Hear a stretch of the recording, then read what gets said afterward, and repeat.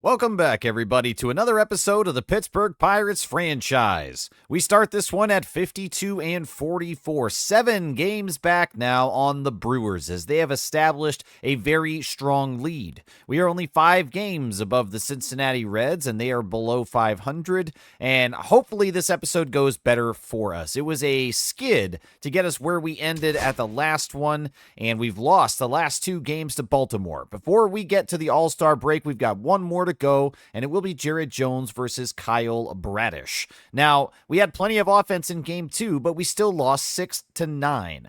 So the pitching really let us down there, and I'm hoping that they can get a better grip here in game 3 before the break. Let's go. And that is a 4-7 loss. We just could not hold on, and we get swept by Baltimore. Very disappointing.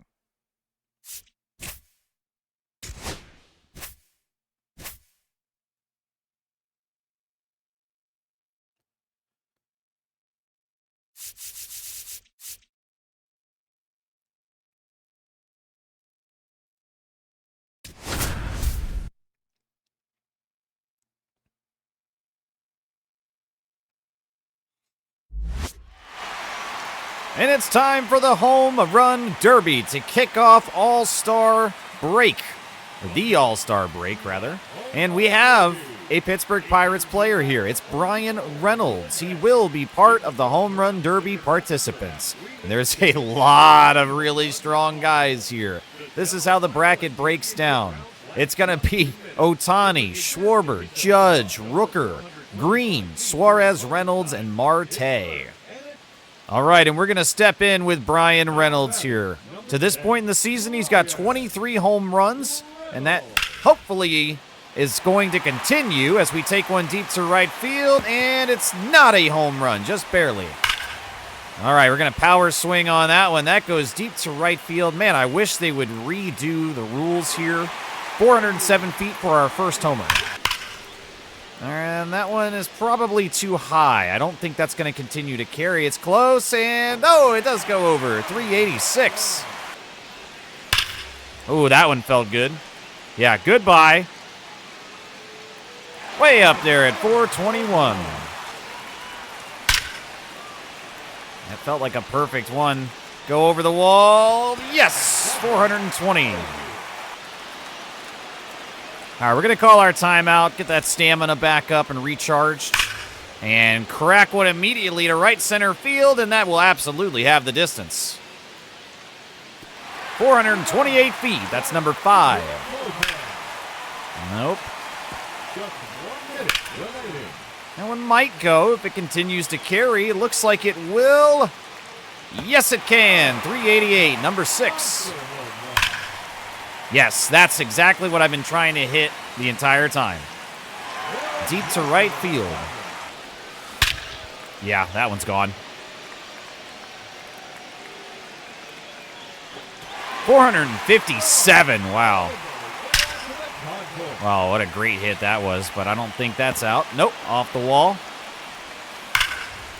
You got 10 seconds left. That might be time for one more. There we go, 408. All right, throw it. All right, can we get that over the short right field wall? Carry, baby, carry. No! All right, bonus round time, and we are completely out of energy. That's number 10, though. We've cracked double digits. Nope, that's an out.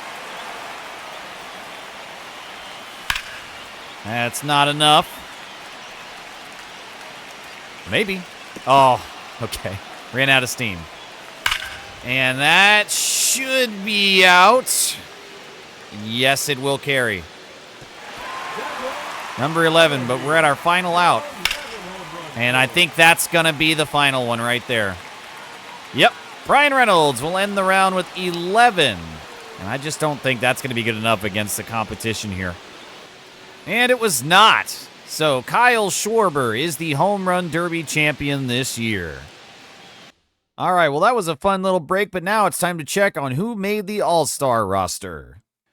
Spencer Horwitz. Oh, man. He is the all-star first baseman. After we got rid of him, it looks like he's had success in Boston. Yeah, he's averaging 308, slugging 581. Are you kidding me? Spencer Horwitz gets out of here and has the year of his life. That is wild. O'Neal Cruz has been named the starting center fielder for the All-Stars. We also did have Brian Reynolds as the backup left fielder.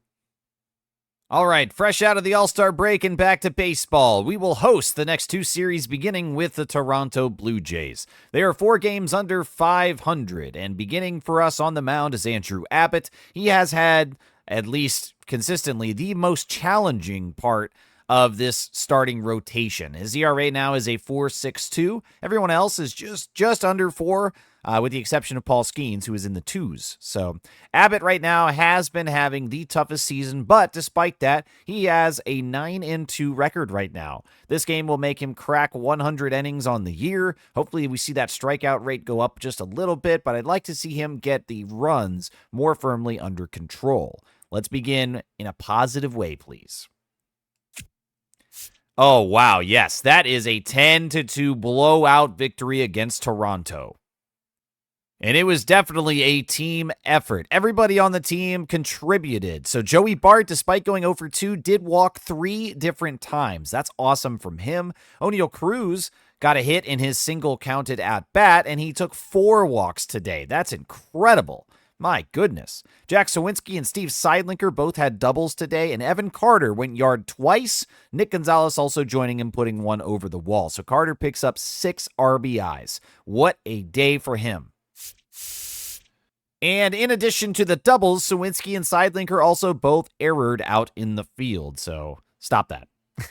Andrew Abbott picks up win number 10, getting double digits off of a quality start. He went 6 1/3, allowing 6 hits, 1 earned run, 3 walks, and 2 strikeouts. Garrett Clevenger comes in for 2 2/3 of relief, and it's good for him today. He only allowed 2 hits and 2 walks, but no earned runs and struck out 3, so nice job from him. We really need to start putting a streak together here if we want to get serious about challenging for the division. We're just about at 100 games total, so there is not that much baseball left to go, despite it being only July. We're going to start really sweating here as we advance further in time and as we get closer and closer to those wild card brackets kind of really making an impact in how we handle some situations and the pressure that is applied for the teams that are trying to make the wild card. But that is all here in the future. For now, it's going to be Shane Baz versus Jake Bloss, and he's got 7 losses on the year with a 5.06 ERA. I feel like Baz should have this in the bag, and as long as the offense does not completely gas themselves after the blowout from yesterday, then we should be able to hopefully turn it on against them again and take the series here in Game 2. And we do. 4-1 to seal the series out of the All-Star break. Let's begin a positive momentum path here forward and try to get that division closer and closer. And we have signed our first draft pick. It was the number 1 pick for us, closing pitcher Rod Quick. We were able to sign him for only $2.3 million as his bonus demand was really just focused on his draft position. It was not a money thing for him, so I was able to lower that signing bonus down by $1 million.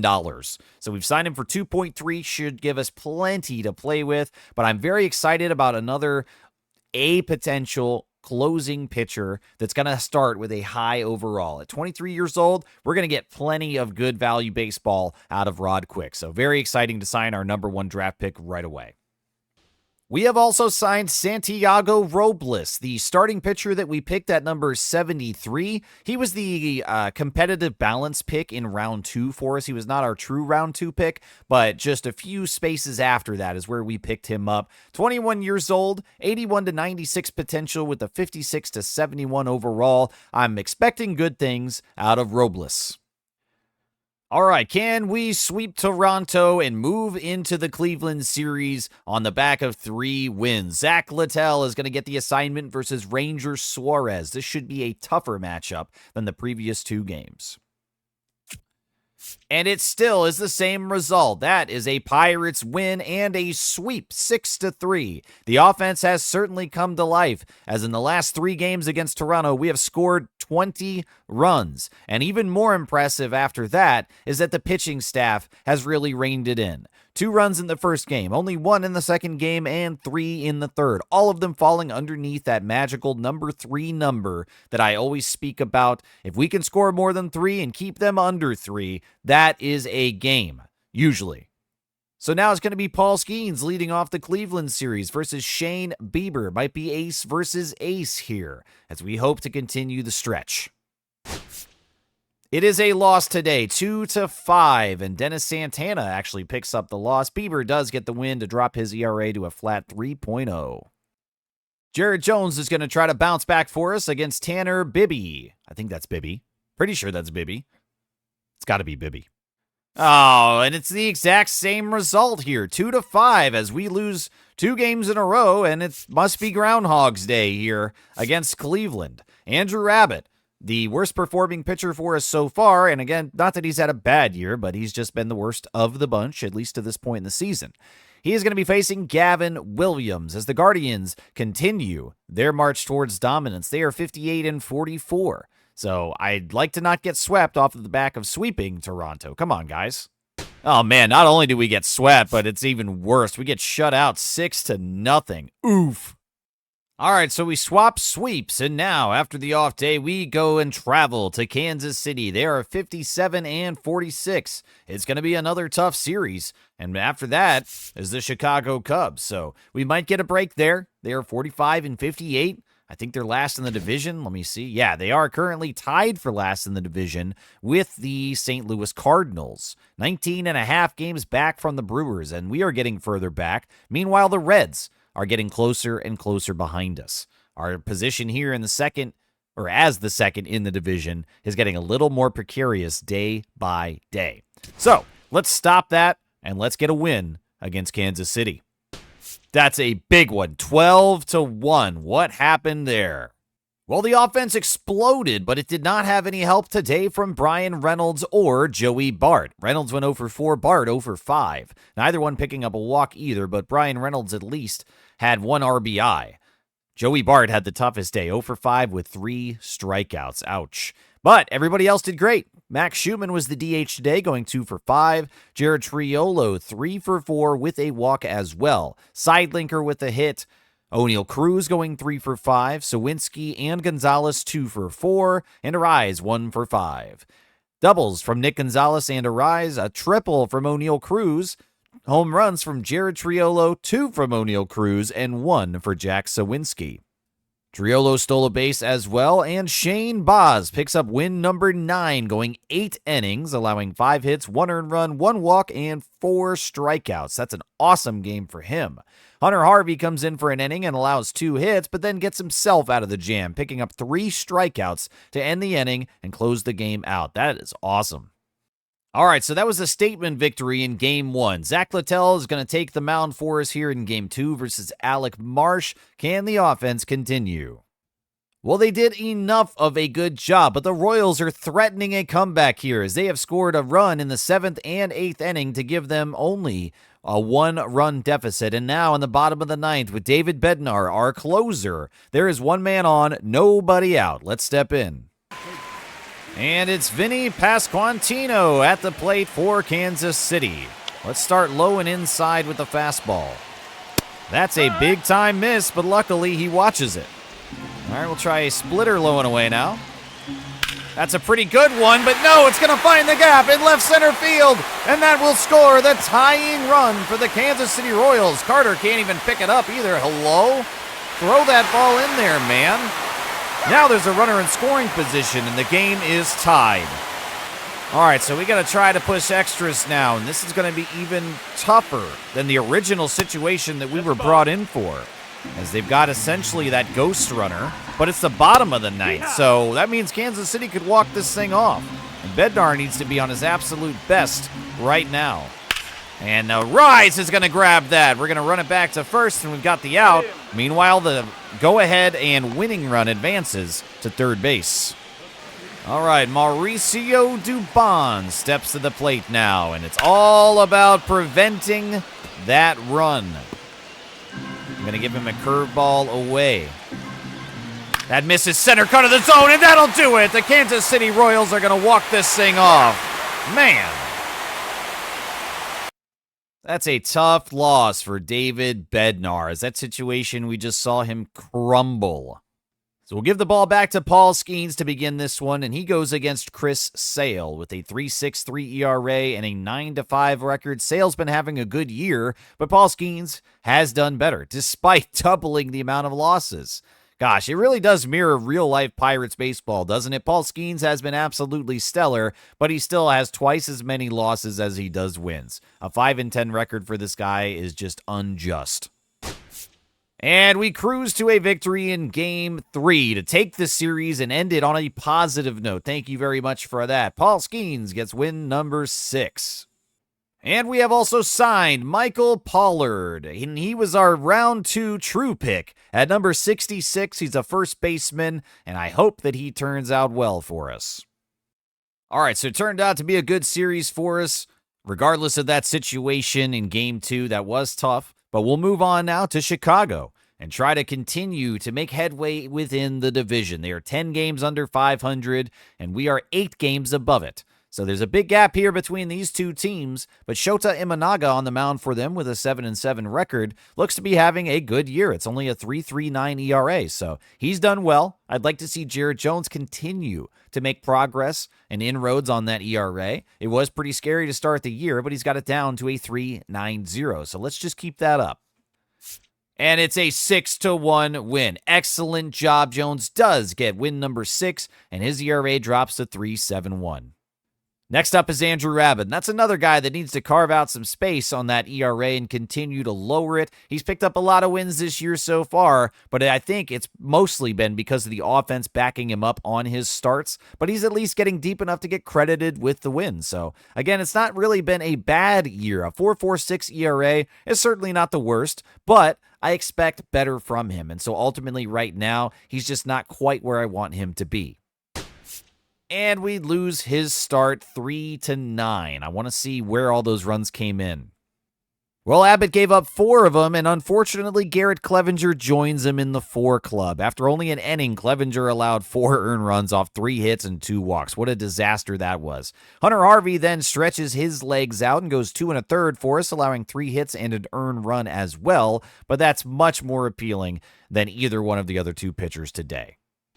And we have signed Herb Lamar, the first baseman that we selected in round 4 at number 136. Only a couple guys left to go. We have also signed Johnny West, the relief pitcher that we picked in round 6 at number 196. Taking a real big chance on him, but if he can do anything for us at all, he's got time. He's only 18 years old, so we'll see what he can do. Now to finish this series, it's going to be Shane Baz versus Reese Olson, and he looks to be having a pretty good year, so it could be a real battle here in Game 3 to decide the series clincher. And so far, it has been a tight battle. Shane Baz is on the mound in the bottom of the 6th with only 1 out, and the bases are loaded for Michael Busch at the plate. And before we do anything else in this situation, I'm absolutely going to be warming some guys up. Dowery Moretta still has not received very many innings assigned to him this year. He's only got 10 1/3 pitched, but that ERA at 3.48 looks pretty good. The whip is at 116, and his strikeout rate is at 11.32. I remember being impressed by the strikeout potential of Dowery Moretta, so that might be something that we could lean on here for some long relief. I'm going to warm him up. And Carmen Majinski is also going to warm up as well. He's got 25 1/3 innings pitched with a 1.78 ERA and a 1.11 whip. So he has been consistent and very good so far this year. Further beyond that, Garrett Clevenger and Hunter Harvey are both going to be unusable today. No matter what happens, their energy is just too low. We do have Brian Abreu fully rested, and his ERA is at a 2.45 over 58 innings. He's done absolutely everything you could expect, and he was a great signing for us to this point in the year. Hunter Stratton's a little bit fatigued, and he's been kind of a mixed bag. He's had some good games and some bad games. His ERA is at 5.48 right now over 21 1/3 innings pitched, but we knew that was going to be a possibility. That's a risk when you call a guy up who's having success down there that you really didn't expect. He was really, really doing an unbelievable job down in AAA. He deserved his shot to come up here, and I'm still not quite convinced that that shot has fully ended. He deserves some more time, but it will not be today. After that, our setup men, Dennis Santana. Well, actually, Dennis Santana is the setup man. He is available, and Bednar is also fully rested. But back to the situation at hand. Michael Busch in the 3 spot today is 1 for 2, averaging .270 this year. And Shane Baz is in quite a bit of trouble now, as we are defending a 1-run lead, but there is 1 out and 3 men on base. We begin with a fastball low and inside, and it's a good one for strike 1. Let's do a circle change low and away. That goes high instead, and it does miss. We've evened it up to 1-1 now. Want to try a fastball low and away. It just goes low, and it misses below the zone. All right, let's try to switch tactics here. We've gone low every time. I want to throw a fastball high and tight. It's pretty good, and it is fouled away by Busch to give us strike number 2. I'm going to try a curveball on the outer edge now. He swings and misses right through it, and Busch goes down. Baz picks up the strikeout. We're 1 out away from resolving this situation now. And it's Kevin Alcantara. Not the scariest guy at the plate, and I might have just absolutely jinxed myself on this one. Let's start with a slider and hope that I don't curse us with something big. Fouled away for strike 1. Want to do a fastball low and inside. Really good one there. It's going to go to Triolo, and we'll make the routine play at first, and we've got him out of the bases loaded jam to end the 6th inning. We return to simulating, and it takes us down to the bottom of the 9th with 2 outs, 2 men on for David Bednar, as we've got a 2-run lead trying to save this game. Yeah, I want redemption for Bednar after the last situation. And to do that, he will be facing Vidal Brujan. Let's begin with the fastball away. Very good. Absolutely accurate right there. All right, let's do a fastball low and in this time. That's too far inside and not quite as low as I wanted. Let's see if we can get him to chop a splitter into the ground. That is very close, but it misses. 2-1 now. Stay at the bottom of the zone and aim center. That just misses in the center, but luckily Brujan is underneath it, popping up to right field and Sawinski, and that is a Pirates win. There we go. 2 situations in 1 game, and we got both of them out of it. And that is another series win now. It's been hard fought in some of these games, but we are now doing better. 59-50 before the series against Tampa Bay. And our final draft pick of this year, Juan Salas, who we drafted in round 3 at 106, has now signed. We have completed the draft class signings. All 7 men are going to be Pirates next year. Oh, never mind. I forgot about Ken Iden. Yeah, that's right. He was our round 5 pick. I'd left him, I guess, off of the board to try to get more motivation for Juan Salas, and I kind of forgot about Ken Iden. So we got 2 days to increase his motivation. I think we'll be able to do it. In the meantime, let's get back to winning, hopefully against the Tampa Bay Rays. They are just under 500 at 54-55, but Ian Seymour, who looks to recently have been called up for them, is on the mound. He's only pitched 17 innings with a 1-1 record. He does have 17 strikeouts to match, and his ERA is at a 1.59, so a good start and a great start is likely what's been his history so far, but he did pick up a loss. Zach Littell has been doing very well lately, and let's continue it. Yes, that is a 7-3 win. We give Seymour his second loss, and Littell picks up win number 4. Today is also the trade deadline, and I have not really had any guys that I've been thinking about trading. I don't have anybody currently on the trade block, and I have not had any guys in mind that I've been consistently disappointed enough in to try to really make a change. So I'm not really interested in the in the trade block aspect of this right now, but it's the last day, so I want to just take a quick look here with you guys. We've got guys like DL Hall for the Milwaukee Brewers, who has a 2.60 ERA, and they want to get rid of him. He's a 79 overall with C potential, only 28 years old. I don't know why they would want to get rid of a guy performing at this level. It is a career year for him right now. He has started 22 games. That's the most in his career in a season ever. He's picked up 12 wins, which is the most in a season ever. He's thrown the most innings. He's gotten the most strikeouts as well. And his ERA is the best it's ever been. This is the time to keep DL Hall, but the Milwaukee Brewers have him on the trade block. That's very interesting. I don't think I like the prospect of him long term, so this is not a trade that I'm going to pursue, but it's interesting that a guy that's performing so well is on the block.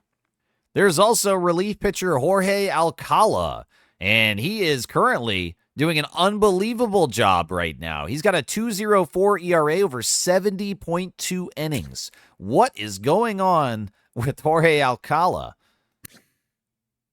Oh, those are his AAA stats. Okay, that makes more sense. He's 31 years old, 75 overall. He's got 5 years of service, so he was sent down to AAA. And let's see, he did not pitch more than 2 games to this year in the major leagues. He was only a 3.1 innings pitched total. Last year, he pitched in 47 games, picking up 58 innings pitched with a 4.19 ERA. It's not bad, but I guess they saw some things for him to work on, or there just wasn't room on the major league roster. So in any event, he went down to AAA, and he has been absolutely dominant. But I, again, don't know that I believe in the long-term prospects of such a guy, so not interested. There are a few more interesting guys on this list, but like I was thinking, there's just not anybody that I would want to bite the bullet to get. And to trade away one of our guys right now, I don't really have anybody in mind that I'd be very comfortable with trading away. So I think we're just going to keep it where we're at. And after the win in Game 1 against Tampa Bay, we move to Game 2. And it's Paul Skeens versus Shane McClanahan. And that is a 5-3 win. Another series win for us. That's 3 in a row after getting swept by Cleveland. That's a good way to bounce back overall. We are 11 games above 500 now. All right, final day to sign draft picks, and Ken Iden is the last remaining guy. 62% motivated right now. I don't have that much extra money to offer him, but I'll throw what I have. 66% motivated. Now, Ken Iden, as our round 5 pick, is not one of the most important guys, but I still would like to sign him. Let's see if that's enough to get it done. And it is. We barely scraped by to pick up Ken Iden, and now we truly have completed the entire draft class. And that means it's just going to be a few more days to figure out the actual overalls and potentials of all those players coming up next. We have the option now to do a sweep against Tampa Bay if we can. Jared Jones versus Taj Bradley, my perpetual nemesis in MLB The Show. Taj Bradley is one of those guys that has good potential in this game, but he just never, ever reaches those heights. It appears that he's doing well for Tampa Bay, though, at a 3.44 ERA with 10 wins on the year. Certainly the best that I've seen out of Taj Bradley, but it would be extremely satisfying to deliver him a big loss and complete the sweep. Let's do it. Oh, boy, of course. Yeah, we lose 1-4, so that didn't go well. But it is now time to reveal the ratings on all of our draft picks. We will take them one by one. Rod Quick will come in at a 73 overall. That is the lowest of what was projected for him. His potential is also an 89. That is the lowest end of both brackets. But Rod Quick looks to be very, very good very early on in his career. 23 years old, a lefty, flamethrower closing pitcher. His clutch is at 62. That's the only stat that I really care about that I have not been able to see whenever we do the scouting process. MLB The Show just does not care about the clutch rating. They don't show it at any point other than right here. And it's a 62. So that's pretty good to start. I'll take it. Next is Michael Pollard, the first baseman that we drafted in round 2. And he comes in at a 73 overall, but disappointingly, his potential is only a 74. So not really high there. I was really hoping for some more wiggle room, but we do have a solid offensive player right here.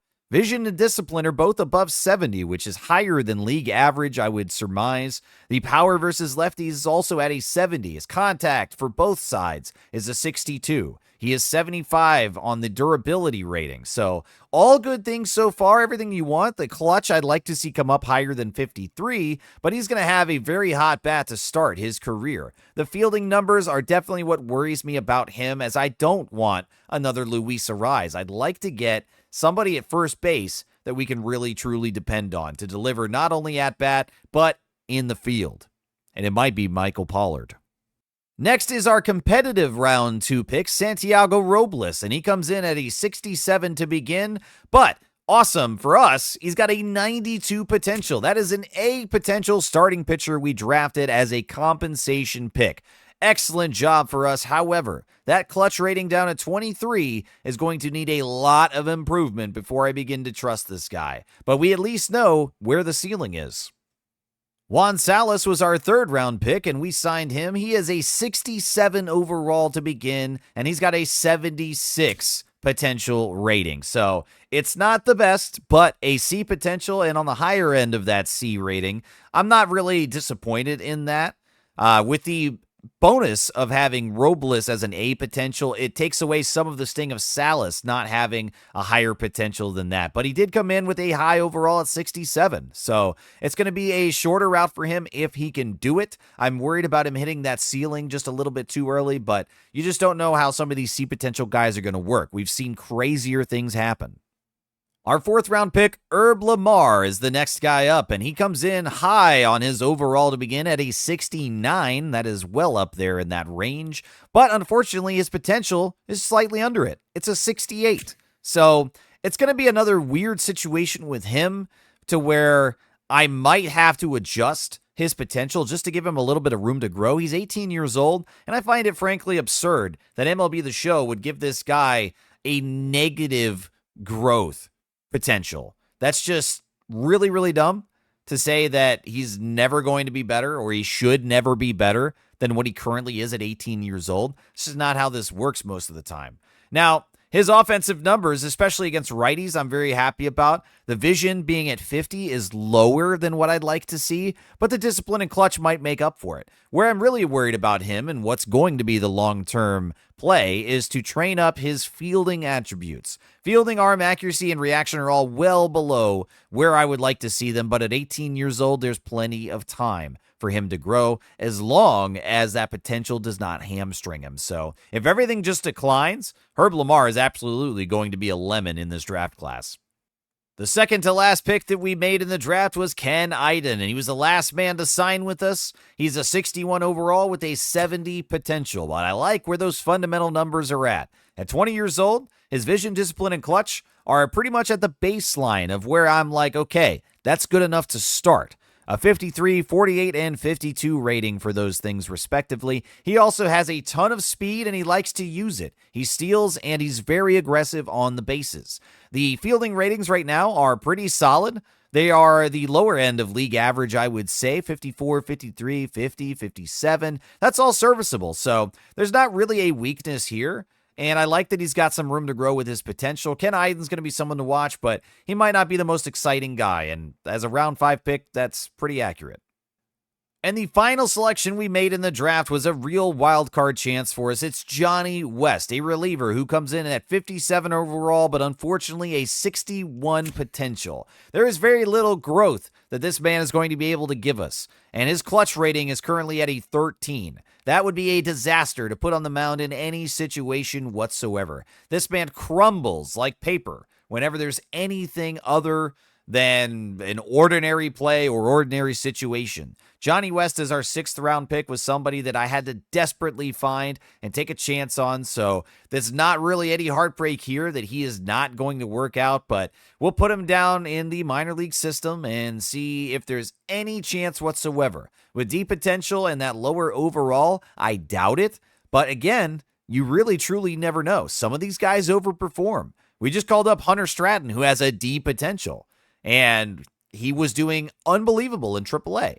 I have recapped that he's struggling a little bit here in the MLB, but he is a deep potential player that made it all the way to the show off of the back of his performance. It was not random for him. He worked hard to get there. Johnny West will have that same opportunity. So I think the draft class went pretty well overall. We got Rod Quick as our number 1 draft pick. He did come in as a high B potential at 89, the bottom of what was scouted for him. So I'm only slightly disappointed that he's not an A potential guy, but he still should be incredible for us. Michael Pollard is going to come in and be very interesting as his overall is almost matching his potential. So it's going to be very, very interesting to see how he develops. Santiago Robles was the real big winner for us as far as unexpected results. He came in as an A potential, 67 overall. I'm very excited to have him. We should have a decent starting pitcher out of Juan Salas, despite that potential only being a 76. Herb Lamar is going to be interesting as well. The overall's higher than the potential, so we'll have to see if he even grows at all. A 70 potential for Ken Iden rounds out the shortstop position, and Johnny West as our final draft pick with very low potential and a low overall is pretty much hopeless there, but I do think that we got some solid picks.